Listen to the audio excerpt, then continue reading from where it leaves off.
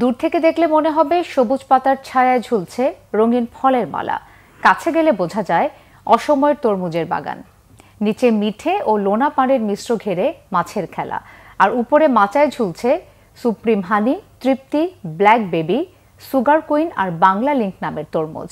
কৃষকদের কাছে এখন নতুন আলোচনার বিষয় এটি। বিস্তারিত সাতক্ষীরা প্রতিনিধি আসাদুজ্জামান আসাদের রিপোর্টে। সাতক্ষীরায় অসময়ের তরমুজ চাষ শুধু কৃষকের ভাগ্যই বদলাচ্ছে না, পতিত জমি ও লোনা পানিতে চাষের নতুন সম্ভাবনার দুয়ার খুলে দিচ্ছে। কয়েক বছর আগেও জেলার দেবহাটা সহ বিভিন্ন উপজেলার মৎস্য ঘেরের বেড়িবাঁধগুলো ছিল অব্যবহৃত, নয়তো আগাছায় ভরা। কৃষি বিভাগের উদ্যোগে সেই ভেড়িগুলোতে শুরু হয় পরীক্ষামূলক তরমুজ চাষ। জেলা কৃষি সম্প্রসারণ অধিদপ্তর জানায়, অসময়ের এই তরমুজ এবার জেলার ৭টি উপজেলায় ৭৬ হেক্টর জমিতে চাষাবাদ হয়েছে, যা গতবারের তুলনায় ২৪ হেক্টর বেশি।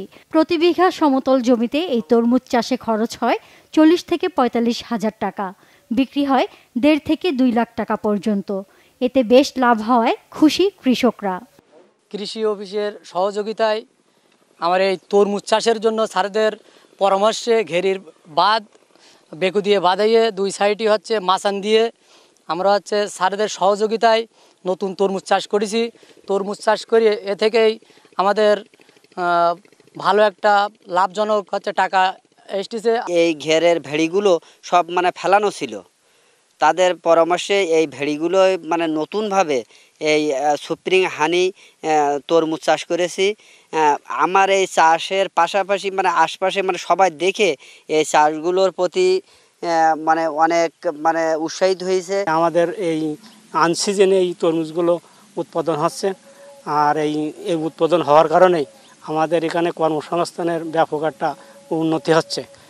অসময়ে তরমুজ চাষে কৃষকদের উৎসাহ দেওয়ার পাশাপাশি প্রয়োজনীয় সহায়তা করা হচ্ছে, জানান কৃষি কর্মকর্তারা।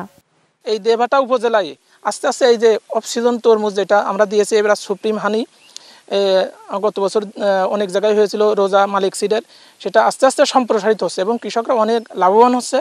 তা আশা করি ভবিষ্যতে এবছরও ৩০ হেক্টর জমিতে হয়েছে, ২-১ বছরের ভিতরে হয়তোবা এটা ৫০ হেক্টর ছড়িয়ে যাবে আর কি।